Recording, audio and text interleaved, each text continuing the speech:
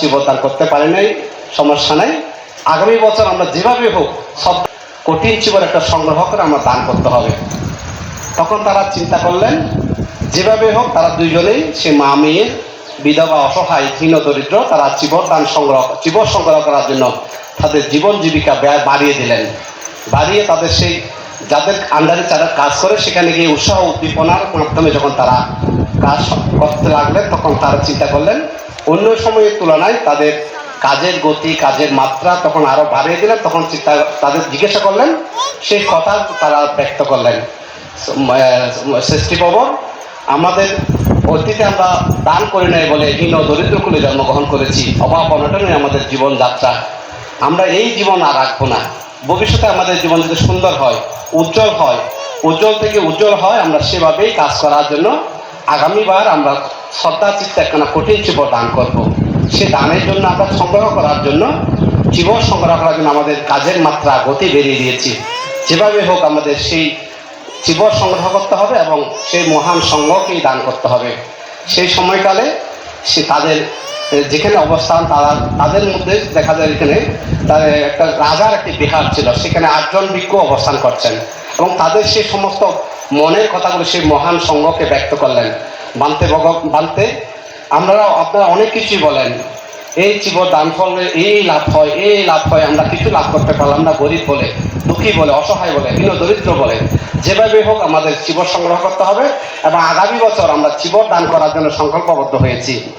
আপনি আমাদেরকে অনুগ্রহ করুন, আমরা যেভাবে হোক সংগ্রহ করব এবং আমাদের জীবনটা আপনি গ্রহণ করে সেটা কঠিনোত্তর করে আপনারা পরিধান করবেন।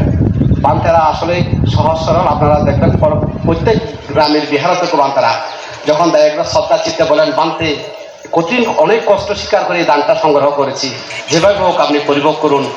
বান্তেরা আসলে সেটা সরাসরি না বললে কিন্তু বান্তে সেটা চিন্তা করেন, বান্তেরা বিহার থেকে বান্তেরা হয়তো আপনাদের সরাসরি বলে না আর কি, বান্তেরা সেটা চিন্তা করে সেটা পরিভোগ করেন, তাদের প্রতি অনুগত হয়, তাদের প্রতি অনুকম্প হয়ে আশীর্বর্ষণ করেন।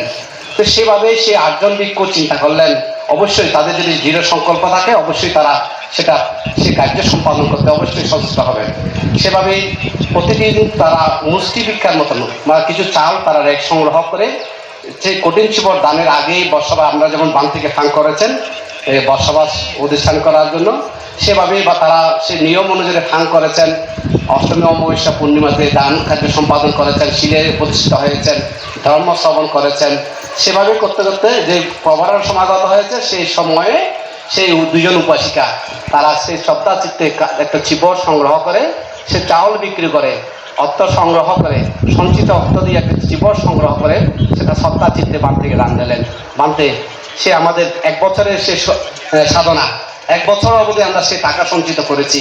যেভাবে হোক আমাদের শ্রদ্ধার চিত্তে আপনাকে একটা জীবন দান করার জন্য আমরা মন স্থির করেছি, আমাদের সংকল্প আজকে পূর্ণ হচ্ছে। আপনারা দয়া করে অনুগ্রহ করে আমাদের প্রতি ভালোবেসে আমাদেরকে কৃতার্থ করুন।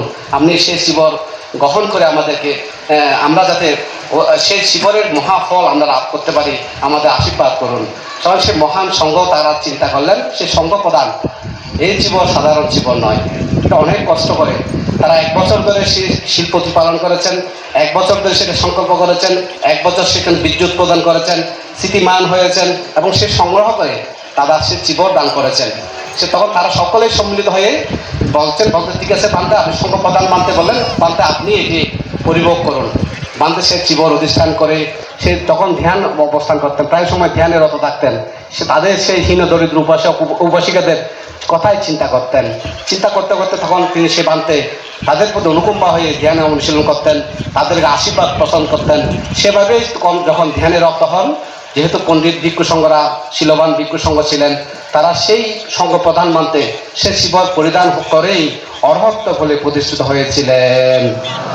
তো সেভাবে তখন সে চিবর যখন তার কৃতকার্য সম্পাদন হয়েছে সে চিবরটা তখন 2য় বান থেকে দিলেন। তাদের সবাইকে আহ্বান করে বললেন, হে মহান ভিক্ষু সংঘ, যে চিবরের পরিধান করে আমি এই অরহত্ব ফলে প্রতিষ্ঠিত হয়েছি, এই চিবরের যে কার্য আমার সম্পাদন হয়েছে এবং যার প্রয়োজন সেটা সে গ্রহণ করুক। এভাবে 2য় জন, 3য় জন, 4র্থ জন, 5ম জন, 6ষ্ঠ জন, 7ম জন অষ্টম জন সকলেই সে স্থিতিমান হয়ে সে চিবর পরিধান করে অরহত্ত ফলে প্রতিষ্ঠিত হয়েছিলেন। তখন করেছেন কি, এই চিবর তো সাধারণ চিবর নয়, এখন সেই চিবর সকলে ব্যবহার করতে করতে একটা জীর্ণশীর্ণ হয়ে গেছে। তখন তারা চিন্তা করলেন এই চিবর কি করবেন। তখন সকলে চিন্তা করলেন এই চিবর সাধারণ চিবর নয়, তখন তারা চিন্তা করলেন সেই রাজবিহারে এটা ধ্বজাজ্ঞ যে পতাকা উত্তোলন করেছে সেভাবেই তিনি পতাকার মতো করে একেবারে উপরে উত্তোলন করেছিলেন। এদিকে সে রাজার বিহারের রাজা যখন দেখলেন জীর্ণশীর্ণ একটি কাপড় টাঙ্গানো অবস্থায়, তখন চিন্তা করলেন আমার বিহার বাঁধতে যদি ইচ্ছা হয়, বাঁধতে যদি কাপড়ের প্রয়োজন হয় আমাকে বলতো, আমি আরো উন্নত মানের পশম কাপড় দান করতাম। বান্তারা সেটা পতাকা হিসেবে ধ্বজাজ্ঞ হিসেবে ব্যবহার করতো। তখন সেটা একবারে ভান্তেদের কাছে এসে তার আদবন্ত জিজ্ঞাসা করলেন, ভান্তে আপনাদের যদি কাপড়ের প্রয়োজন হতো, আপনাদের কোনো কিছু প্রয়োজন হতো আমাকে বলতেন, জীর্ণশীর্ণ কাপড় দিয়ে আমার মান সম্মান একেবারে কমিয়ে ফেলছেন। তখন সেটা যখন বান্তারা বললেন, সেই সেই উপাসিকা দুজনের সেই ঘটনাটা বললেন আদবন্ত ইতিহাস, তখন বললেন রাজা, তিনি অত্যন্ত ধার্মিক ছিলেন, ভান্তে এই উপাসিকারা সাধারণ উপাসিকা নয়, এটা শীর্ণ দরিদ্র আমার গ্রামে তারা অবস্থান হতে পারে না, তারা আমার অবশ্যই সেই উপাসিকাকে মা হিসেবে সম্বোধন করেছেন এবং ছোট হচ্ছে যে মেয়েটাকে বোন হিসেবে স্বীকৃতি দান করে বলে যে আজ থেকে যতদিন পর্যন্ত আপনাদের অবস্থান, আপনি মা হিসেবে আমার অবস্থান থাকুন, আপনার ছোট বোন আমার বোন হিসেবে থাকবে, তখন মাতা এবং রাজার বোন হিসেবে তাদের অবস্থান। দেখেন দৃষ্টিধর্ম, এটা হলো বেদনীয় কর্ম, মানে স্বয়ংদৃষ্ট ফল। এই ফল অবশ্যই আপনারাও লাভ করবেন। উপাসিকা সেটা সেই থেকে যতদিন পর্যন্ত তারা বেঁচে ছিলেন রাজার মা হিসেবে, আবার রাজমাতা এবং রাজবোন হিসেবে তারা জীবন জীবিকা নির্বাহ করেছেন। সুতরাং আপনারাও সেটা লাভ করবেন। কখন লাভ করবেন? আপনারা যদি শ্রদ্ধা চিত্তে, সেখানে প্রসন্ন মনে, সেখানে যদি আপনি স্থিতিমান হয়ে দান করতে পারেন, উৎসাহ থাকতে হবে, উদ্দীপনা থাকতে হবে, গভীর শ্রদ্ধা থাকতে হবে, সেভাবে যদি আপনারা দান করতে পারেন সেই দানের ফল আপনারাও লাভ করবেন। ঠিক যেমন নাগিনীর ছবি লাভ করেছেন, ঠিক যেমন মহাকালের তথাগত বুদ্ধ সঞ্জয় নামক ব্রাহ্মণ কুলে থাকা অবস্থায় লাভ করেছেন, সে ফল আপনারাও সে লাভ করবেন। এই আশা ব্যক্ত করে আপনারাও সে লাভ করুন। মাননীয় সংঘকে বন্দনা জানাচ্ছি এবং পরম শব্দে শরণানন্দ ভান্ত এসেছেন, তিনিও শ্রদ্ধম দান করবেন। আমার শ্রদ্ধম দেশনা সংক্ষিপ্ত আকারে শেষ করছি।